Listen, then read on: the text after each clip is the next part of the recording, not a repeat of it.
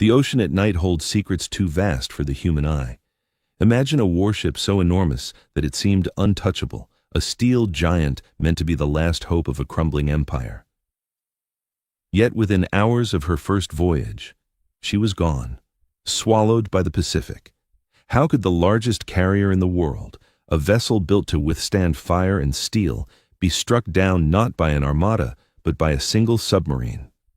This is the story of Shinano, a leviathan born from pride, undone by silence, and hunted in the shadows of World War II. It begins in late November 1944. Japan, battered after Midway, rushed to complete a secret weapon, the Shinano. She was born from the bones of a Yamato-class battleship, transformed in desperation into the world's largest aircraft carrier. But size is not strength. Her bulk hid flaws, rushed welds, untrained crews. That night, as she slipped from Yokosuka into the black waters, a hunter was waiting. The USS Archerfish, led by Commander Joseph Enright, had found her trail. What followed would become one of the most improbable encounters of the war. To understand Shinano, we must return to the summer of 1942. The Battle of Midway had just torn the heart out of the Imperial Japanese Navy. In a single day, 4 proud carriers, Akagi, Kaga, Soryu, and Hiryu, vanished in fire and smoke. Hundreds of veteran pilots, men who carried years of skill and experience, were lost with them. For Japan, it was more than a defeat. It was humiliation, a wound from which their navy would never fully recover. The empire needed a miracle. Deep inside the shipyards of Yokosuka, the skeleton of a battleship was already rising.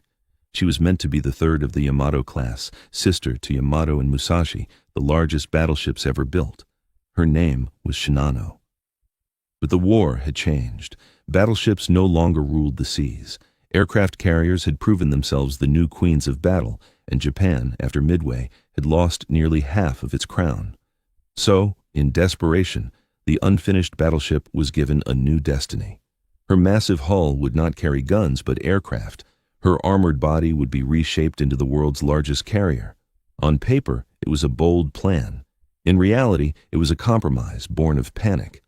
The Japanese High Command believed size could restore their fading power, but size cannot replace preparation. In that decision, the seeds of disaster were already sown.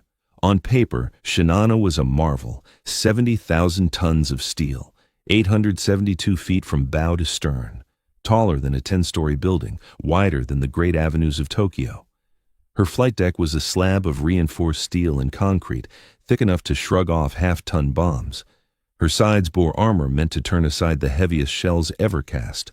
To the eye, she was an island fortress, a symbol of invincibility. But beneath the gray paint lay another truth. Japan in 1944 was a nation starved of resources and drained of skilled hands. Many master shipbuilders had been drafted into the army. In their place came students, elderly men, even conscripted Korean workers.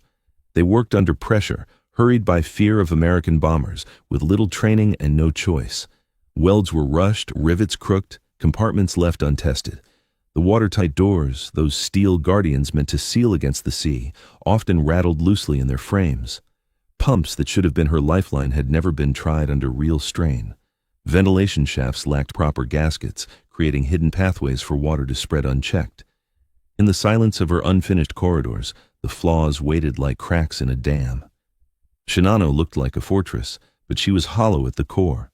And soon, the Pacific would test every weakness she carried inside her massive frame. Late on the night of November 28, 1944, the Shinano slipped from Yokosuka into the dark Pacific. There were no ceremonies, no speeches, no proud flags fluttering in the wind. Her launch was wrapped in secrecy so absolute that even within the Japanese Navy, knowledge of her existence was punishable by death. More than 2,000 souls were aboard. Sailors walked her unfinished passageways, their boots echoing against raw steel. Many were green recruits, barely trained, unfamiliar with damage control or even the basics of survival at sea. Civilian workers, pulled from the shipyards to fill gaps in the crew, huddled in corners, eyes wide with unease. The air smelled of fresh paint, welding, and machinery not yet broken in. On the bridge, Captain Toshio Abe stood in silence. A seasoned officer, he saw what others ignored. He had walked her decks, tested her doors, examined her pumps. He knew her flaws, and he had begged his superiors for delay. "Train the men, test the compartments," he had pleaded, but urgency drowned his voice. The high command feared American bombers more than submarines. Better to risk the ocean than leave her in port, and so Abe obeyed his orders.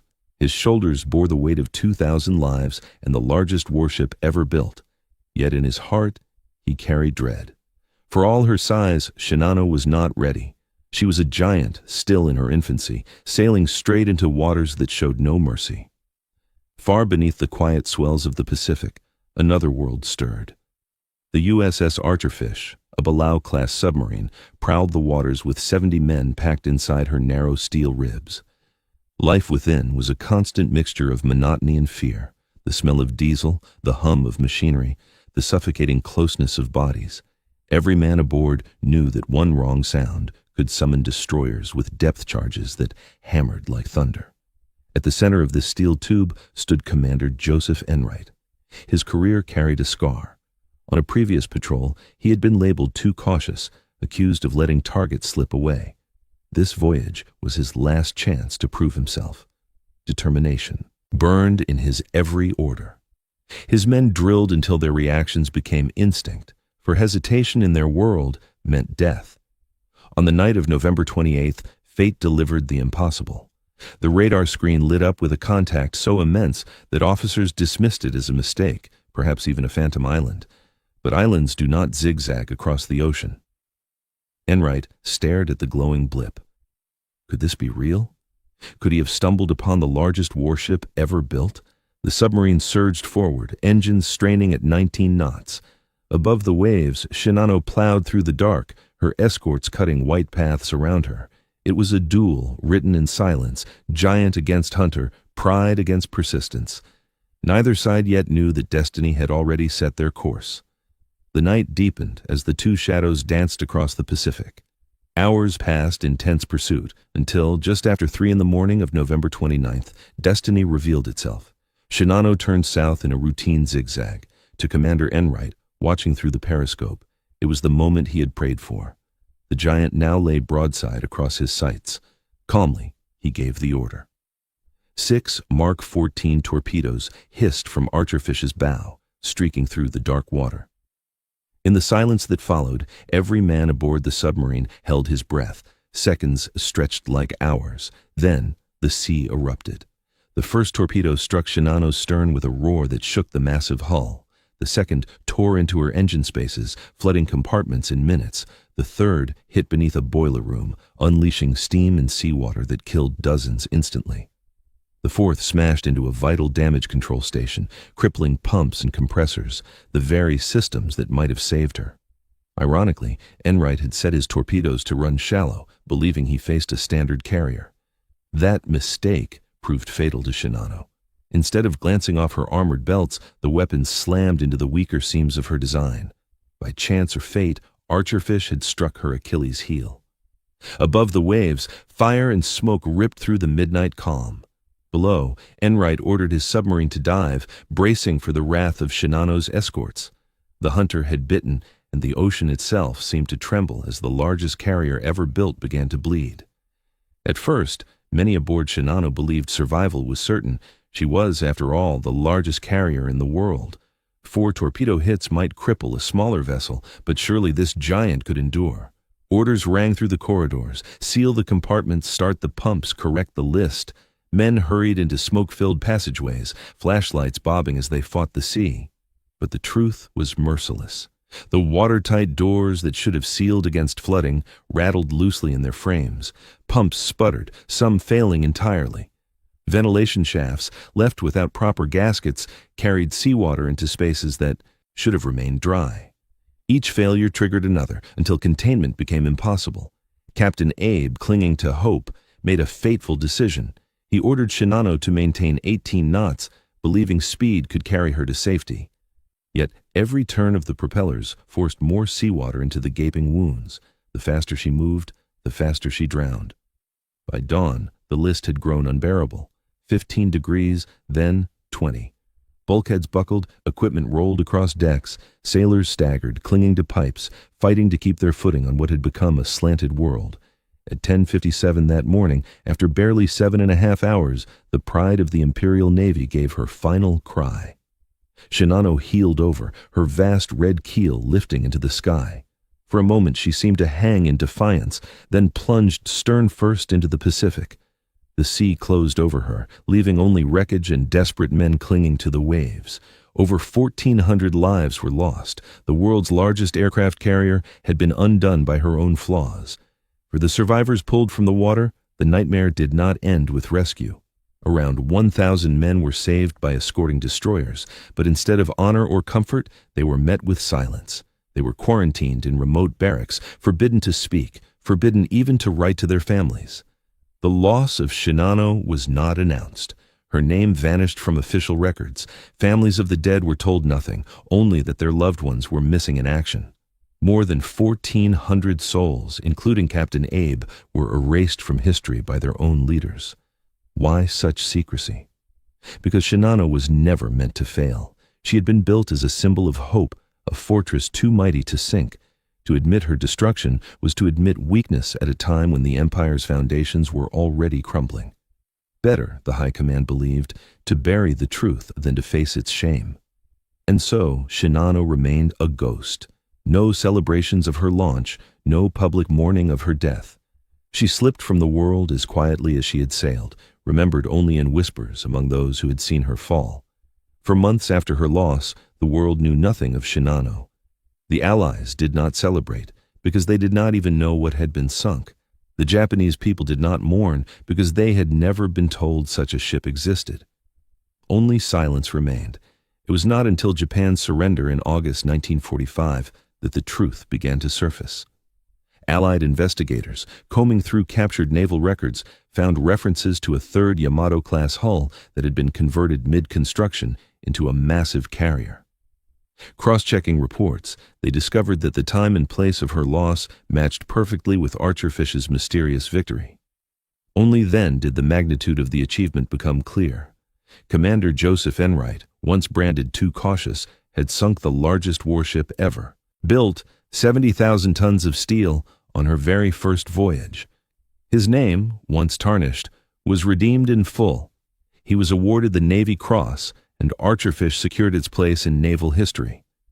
Yet even in recognition, the victory felt heavy. What had been destroyed was not just a ship, but a dream. An empire's last gamble to turn the tide. The Leviathan that was meant to inspire hope had instead become a monument to desperation and decay. The story of Shinano is more than the sinking of a ship. It is the story of pride colliding with reality, of a nation desperate to deny defeat, yet unwilling to face its own flaws. Born from the ashes of Midway, Shinano was meant to erase humiliation and restore power. Instead, she revealed the danger of arrogance. In the war, Japan believed that sheer size and secrecy could create invincibility. But size without preparation is a hollow promise. Secrecy without honesty is a curse. Shinano was not destroyed by 4 torpedoes alone. She was undone by rushed construction, untested systems, untrained men, and the desperate decisions of leaders who feared shame more than truth. The lesson of Shinano reaches beyond one empire or one era. In the great tide of the WWII, the strongest walls were not those made of steel, but those made of integrity, preparation, and resilience. When those are missing, even the mightiest giant can fall. Today, her wreck lies 3,000 feet beneath the Pacific, silent and unseen. Yet her story remains a warning. No fortress is invulnerable, no empire eternal. The greatest danger often comes not from enemies outside, but from the flaws we refuse to see within. The Pacific has long since swallowed Shinano, but her ghost still lingers in history. She was the largest aircraft carrier ever built, a fortress of steel that seemed untouchable. Yet, in just 7.5 hours, she was gone, undone not only by torpedoes, but by the flaws hidden within her own frame. More than 1,400 men followed her into the deep, their lives lost in silence, their families left without answers. For the United States, the sinking was a triumph of persistence and skill. For Japan, it was a symbol of desperation and denial. For the world, it was a lesson written in steel and salt water. In the vast story of World War II, Shinano stands not as a tale of glory, but as a warning of what happens when pride blinds leaders to reality. The submarine Archerfish proved that patience, preparation, and courage can overcome even the mightiest opponent. But the deeper truth is harsher. Shinano was defeated long before Enright fired his torpedoes. She was defeated by shortcuts, secrecy, and the arrogance of an empire in decline. As we remember the long years of World War II, the story of Shinano reminds us that no power is eternal, no fortress invulnerable. She lies 3,000 feet below the sea, silent, but not forgotten.